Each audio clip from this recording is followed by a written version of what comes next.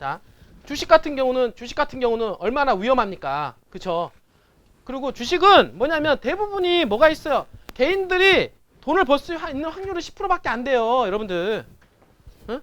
왜냐면 내가 주식장에 참여한 사람들이 거기서 탈출을 하지 못하기 때문에 내가 이런 위기 속에서 부딪히면 방어가 안 돼요.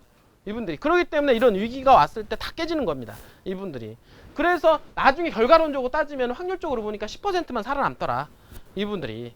알겠어요? 자, 그러면 뭡니까? 그러니까 은행 쪽에 보니까 지금 예금금리가 뭐예요? 자, 1%의 예금금리예요. 그러면 여러분들 1억을 맡겼다 합시다. 그죠? 그러면 어떻습니까? 1년 동안 얼마예요? 100만 원. 그죠? 100만 원.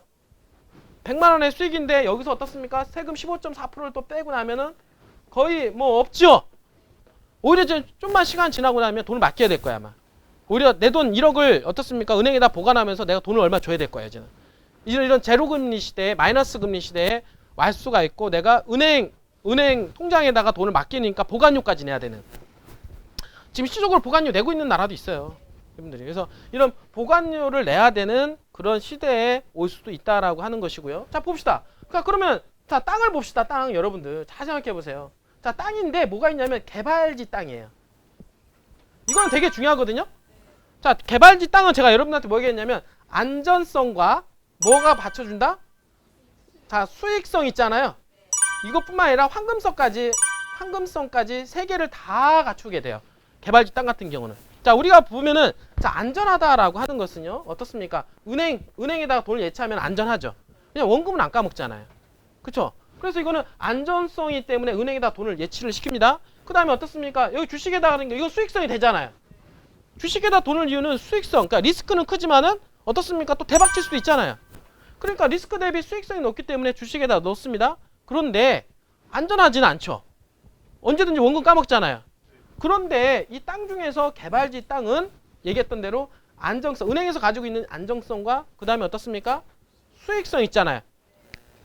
증권회사에서 가지고 있는 이 주식과 같은 수익성이 있고 황금성까지 받쳐줍니다. 그거 왜 그러냐? 자, 개발지 같은 경우는 왜 황금성이 있냐면 수요가 많아요, 안 많아요? 수요 때문에 황금성이 있는 거예요. 알겠어요? 자, 앞으로 개발합니다. 저기 예를 들어 새만금 개발합니다 이러잖아요. 새만금 개발하면 사람들이 알잖아요. 그럼 새만금 개발하는 주변에 땅을 사고 싶은 사람들이 많아질까 안 많아질까요? 많아지잖아요. 그러면 많아지면 살려고 하는 사람들이 많으면 언제든지 팔고 싶을 때 팔 수 있어요? 못 팔아요? 팔 수 있잖아요. 그게 뭡니까? 황금성 아니에요? 이분들이. 그러니까 개발지 같은 경우는 잘 봅시다. 개발지 같은 경우는 안정성, 특히 땅 같은 경우는 가장 안전 자산 중에 하나죠. 자, 땅을 샀어요, 여러분들이. 땅을 샀는데 자, 지금처럼 주가가 폭락하는데 땅값이 떨어집니까, 금방? 아, 땅값처럼 막 폭락하고 이래요, 땅이. 땅은 그대로예요. 그리고 어떻습니까? 전쟁 나잖아요. 자, 전쟁이 나도 어떻습니까? 땅은 어떻습니까? 땅이 팔 수는 있지만은 땅 그대로 있죠. 자, 지금처럼 질병 코로나가 불고 온역이 막 세차게 불어가요. 분다고 하더라도 뭐 땅이 지금 바이러스 먹습니까? 땅은 그대로예요, 분들이. 땅은 그 자체로 안전하단 말이에요, 땅이. 가치가 안전한데 거기다가 또 뭡니까? 뭐가 있어요? 수익성이 있는 이유가 뭐냐면 수익률 게임을 하다 보니까 이게 엄청나다는 거예요, 이분들. 자, 지금 새만금 같은 경우 대한민국의 어떻습니까? 국책 사업이잖아요. 대한민국의 국책 사업이라고 하는 건 뭐예요? 나라에서 보장을 한다는 거예요. 맞죠? 그러니까 민간 개발은 어떻습니까? 꺼질 수도 있지만은 이런 어떤 위기에 부딪히면은 어떻습니까? 개발하고 싶어도 돈이 없으면 개발 못 하잖아요. 근데 국책 사업이라고 하는 것은 국가에서 보장하고 보증하는 그런 곳이기 때문에 국가에서 인정하는 사업이기 때문에 이 사업은 계속 진행이 될 가능성이 거의 100%에 가깝다, 이분들이. 그러니까 안전하게 그 사업을 바라보면서 투자할 수가 있다라고 여러분들이 보셔야 되는데, 그렇기 때문에 이 새만금은 우리나라가 국책 사업으로 인정을 하고 어떻습니까? 지금 이 시대의 패러다임을 보니까 어떤 문제 있냐면 지금 재생에너지 있잖아요. 지금 우리나라 이번 정부가 지금 가장 강요하는 부분이 뭡니까? 재생에너지 아니에요. 지금 이번 며칠 전에 어제 봤습니까? 두산중공업이 완전히 휴업한다 그러잖아요. 두산중공업의 가장 매출액이 가장 많이 나오는 데가 어디냐면 원전이에요, 원전. 원자력 있잖아요. 원자력에서 나오는데 어떻습니까? 우리나라 원전은 어떻습니까? 자꾸 폐기하는 쪽으로 가고 있죠. 그 다음에 지금 우리나라 가고 있는 방향이 어디예요? 재생에너지 쪽 아닙니까? 특히 태양광, 수상, 육상, 태양광 뭐 이런 쪽 아니에요? 해상 풍력 이런 쪽으로 가고 있는데, 그러니까 이 원전 시장은 죽어가고 있으니까 어떻습니까? 당연히 거기에 관련된 업종들은 죽어가고 있죠. 또 한편으로는 이쪽은 태양광 쪽이잖아요. 태양광 쪽은 지금 어떻습니까? 엄청나게 정부에서 밀어주고 있단 말이에요. 지금 현재. 근데 그 밀어주고 있는데 그 밀어주고 있는 그 지역이 어디냐면 새만금이잖아요. 새만금에 지금 현재 가장 대규모의 가장 큰 이 재생 에너지 사업이 들어오지 않아요? 이 원전을 대체할 수 있는 곳이 어딥니까? 여기잖아요. 에너지가 부족하잖아요. 원전이 없어지면. 당연히 그걸 보완할 때가 어딥니까? 새만금이 그래서 뜨는 거예요. 그래서 이 원전을 가지고 있는 영남권이 지고 있고 지금 이 태양광이 가지고 있는 이 호남권 있죠. 호남권이 지금 뜨고 있는데 호남권 중에서 이 새만금이 가장 중심지가 되어서 어떻습니까? 앞으로 뜰 거라는 얘기예요. 이 시대적인 흐름과 대세의 흐름을 딱 여러분들 이해를 하셔야 돼요. 그죠? 그러면 재생에너지의 이 분야에서도 당연히 탑이 어딥니까? 새만금이죠. 자, 봅시다. 자, 4차 산업 여러분들 앞으로 어떻습니까? 어떤 문화 어떤 혁명이 일어납니까? 4차 산업혁명 아닙니까? 지금 뭐 1차, 2차, 3차 그 다음에 4차 산업혁명 넘어가는 시대에서는 AI 인공지능 있잖아요. 요즘에 인공지능 이게 참 대단하더라고요. 근데 우리 와이프가 이제는 그 핸드폰 하나 사왔는데 그 핸드폰 이름이 시리아예요. 시리아. 핸드폰 이름이 있어요. 그 AI 인공지능 있잖아요. 그래서 시리아 하니까 네 부르셨습니까? 딱 그러더라고요. 시리아 지금 몇 시니? 그러니까 시간도 알려주고 알람 좀 맞춰놔라 5분 후에다가 막 맞춰놓고 막 다 되는 거야. 그러니까 이 핸드폰이 있잖아요. 내 음성을 인식을 하는 거예요. 중요한 거는 컴퓨터가 음성을 인식을 해서 그걸 실행을 시킬 수만 있다라고 하면 어떻습니까? 우리랑 대화가 되는 거죠. 그게 이 핸드폰이 연결되고 이 핸드폰하고 어떻습니까? 요즘에는 사물 인터넷이잖아요. 사물 인터넷이 이 핸드폰과 그 다음에 냉장고와 그 다음에 뭐 커튼 모든 것들하고 연결돼 있으면 다 얘기할 수 있는 겁니다. 야 시리아 핸드폰 이름이잖아요. 시리아 인공지능 시리아 우리 냉장고에 우리 쌀 떨어졌니? 아 쌀은 거기 안 넣죠. 냉장고에 우유 떨어졌니? 물어보니까 얘가 냉장고하고 얘기하는 거예요. 얘기한 다음에 어떻습니까? 뭐예요? 진짜 떨어졌네. 예 떨어졌습니다 주인님. 딱 이렇게 해야죠. 그러면 어떻습니까? 그러면 뭐가 떨어졌는지 확인 좀 해봐라 했더니 얘가 핸드폰이 다 확인을 해요. 그 다음에 뭐가 떨어졌다 얘기합니다. 계란도 떨어지고 뭐도 떨어지고 시금치도 떨어지고 떨어졌습니다. 그러면 시리아 그러면 그거 좀 주문 좀 해라. 딱 하면 얘가 어떻습니까? 주문 들어가요 안 들어가요? 주문 들어가서 다음날 딱 오면은 쿠팡한테 주문해가지고 딱 들어오잖아요. 여러분들이 지금 세상이 이런 세상이에요. 여러분들 이런 세상에 살고 있어요. 그게 바로 지금 AI 시대 아닙니까? AI 어떻습니까? 자율주행차 지금 어떻습니까? 나가 없어도 알아서 운전하잖아요. 알아서 운전하는 거예요. 사람이 없어도 되는 거예요. 사람이 없이 자동차가 자율적인 어떤 컴퓨터 시스템을 통해서 운전을 하게 되는 거예요. 그것도 다 핸드폰하고 연결이 됩니다. 이 핸드폰이 중간재 역할을 하는 거예요. 핸드폰이 어떻습니까? 내 차가 있는데 예를 들어서 오늘 술 먹었어요. 예?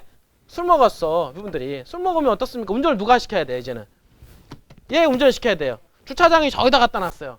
얘가 컴퓨터에 야 차 좀 나 술 먹고 이제 가야 되니까 대리운전 부르는 게 아니라 야 차 좀 앞에다 대기시켜.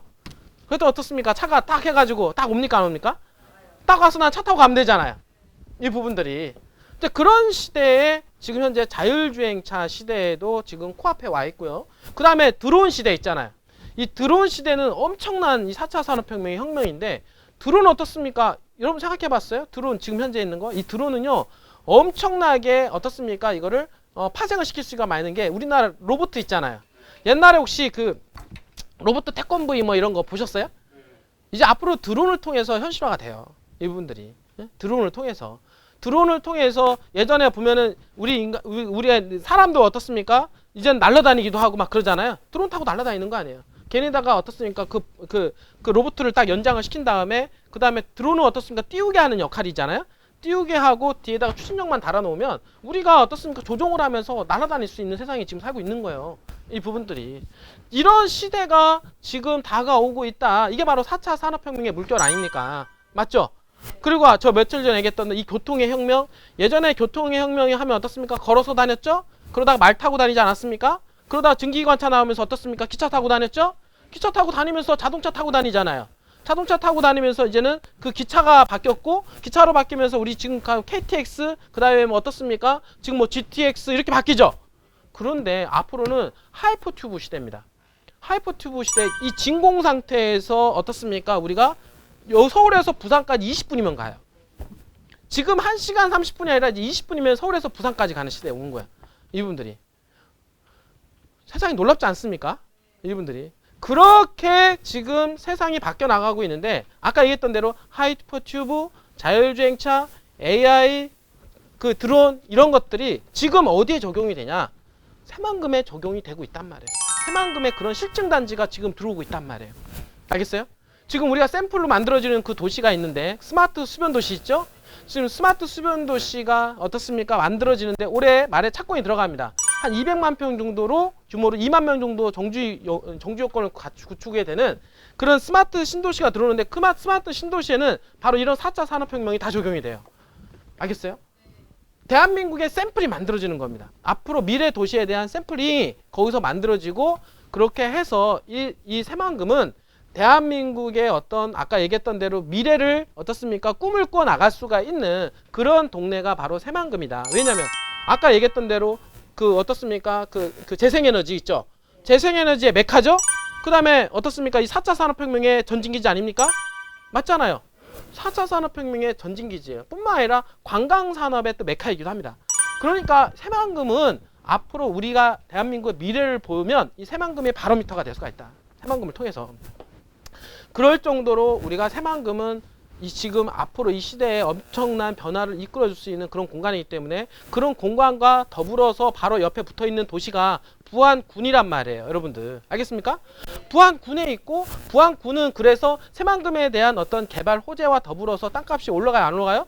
당연히 올라간단 말이에요. 새만금 개발로 인해서 인구가 어떻습니까? 20만 명 정도가 더 추가 늘어날 것으로 예상이 되잖아요. 그럼 인구가 들어가는데 땅값이 가만히 있을까요? 여러분 생각해 보세요. 인구가 5만에서 20만에서 25만 늘어난다고 합시다. 그럼 땅값이 그냥 있어요? 아니 사람이 늘어나면 집을 짓든지 건물을 짓든지 상가를 짓든지 뭘 해야 될 거 아니에요. 그러면 뭘 지으려면 뭐가 필요합니까? 땅이 필요하잖아요. 그럼 땅에 대한 수요가 더 늘어나요? 안 늘어나요? 땅에 대한 수요가 늘어난다는 거예요. 그게 바로 개발지 투자예요. 여러분들이. 새만금이라고 하는 이 개발지에다가 어떻습니까? 땅에다가 묻어두면 땅은 계속해서 쓰임새가 있기 때문에 계속 사람들은 그 땅을 수요를 하게 된다. 살 수밖에 없다. 시간이 가면 갈수록 계속 사니까 땅값은 올라가요? 안 올라가요? 올라가니까 개발지 땅에다가 묻어두면 앞으로 시간이 가면 갈수록 어떻습니까? 계속 땅에 대한 수요가 늘어남으로 해서 내 땅에 대한 자산가치, 내가 점점 올라갈 수밖에 없다. 알겠어요? 그러니까 은행에다가 1억을 묶어두는 것보다 어떻습니까? 새만금의 토지에다가 묻어두는 게 훨씬 낫다 안 낫다? 낫다죠. 자, 은행에다가 1% 5년 동안 여러분들이 투자 기한 5년 잡았다 합시다. 은행 동안 1억을 갖다가 은행에다가 묻어놨어요. 얼마 됩니까? 500만 원밖에 더 돼요? 예? 1억에 500만 원이잖아요. 근데 새만금은 우리가 저번에도 데이터 수치를 보더라도요. 어떻게 되냐면 1년에 어떻습니까? 많게 어떤 건 두세 배도 올라가고 어떤 거는 몇십 프로부터 해가지고 두세 배까지만 이렇게 올라간단 말이에요. 그리고 그렇게 올라갈 수 있는데 더욱이 새만금에 대한 개발 가속도가 붙으면 어제도 얘기했던 대로 도로망, 철도망, 공항, 항만이 들어오면 더욱더 시너지 효과가 발생함으로 해서 내가 산 땅에 그 주변 일대에 대기업도 들어갈 가능성이 높아져요? 안 높아져요? 높아지잖아요. 어느 날 갑자기 대기업이 들어감으로 해서 또는 어떤 시설물이 들어감으로 해서 내 땅값이 폭등할 수가 있죠. 그럴 가능성이 점점 높아지는 게 새만금 주변지 아니냐 이거 말이에요. 여러분들이. 맞죠? 그러니까 새만금 주변에 새만금하고 관련되어 있고 새만금하고 관련 지역에 도로망, 철도망, 공항, 항만이 들어가는 인접지역에 교통망이 좋아지고 개발 가능성 있는 지역에다 땅에 묻어두면 5년 안에 내 주변에 무언가가 들어갈 가능성이 높아지기 때문에 부분들이 당연히 땅값이 폭등할 수도 있는 그런 가능성도 있다. 그러면 그렇게 했을 때 은행에다가 1억을 묶어두는 것보다 어디다 묶어두는 게 나아요? 새만금에 있는 개발지 땅에다가 묻어두고 5년 안에 뭐 하나 터지면은 난 대박이잖아요. 맞죠? 대박을 기대를 안 해도 되는 게 그거 안 해도 땅값 올라가요. 안 올라가는데 그런데 거기다가 더불어서 뭔가 또 터지면 난 대박 아니냐 말이에요. 그런 가능성 있는 곳에다가 묻어두는 게 맞지 않을까요?